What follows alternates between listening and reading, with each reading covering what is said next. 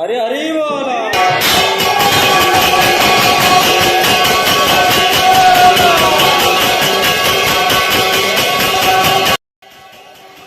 जय जगन्नाथ। स्वयं जगन्नाथ असंपूर्ण, हाथ गोड़ कान ना किंतु पूर्णता प्राप्तिर श्रेष्ठ पीठ जगन्नाथ धाम।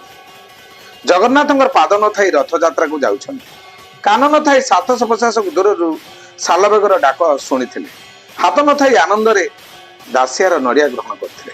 से जगन्नाथ प्रति आकर्षित हुई संसार प्रति वैराग्य हुई भक्त रघुदास सुदूर पश्चिम भारत दौड़ी आसी पुरीर बड़संथ मठरे अवस्थापन कले। से प्रतिदिन जगन्नाथ भजन जनान करती, मंदिर बेढ़ा भितर नाम संकीर्तन करी समय हेले बड़संथ मठ को आसी प्रसाद सेवन करते। दिने मठरे सेवक मैंने कहले, हे साधु महाशय, आपण तो प्रतिदिन खाइबा बेले पलि आसुछन, अन्य समय आपणकर देखा नहीं। यह रघुदास को बहुत कष्ट लगिला। से अपमानित होई अभिमान रे खरा समय उपास आसी श्वेतगंगा कूल ध्यान करी 14 दिन अनशन रे बसिले।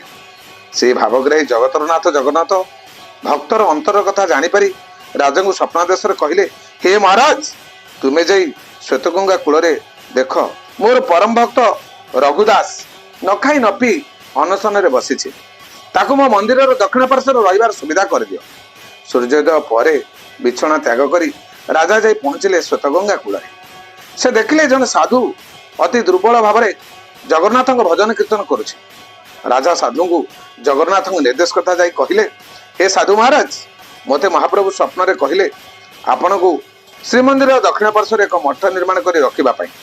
ताहा सुनी रघुदास महाराज संगरे जाई मंदिर दक्षिण पार्श्वर निर्मित होइतिबा मठरे अवस्थापन कले। से दिन ठारू से मठर नाम दक्षिण पार्श्व मठ नाम नामित हला।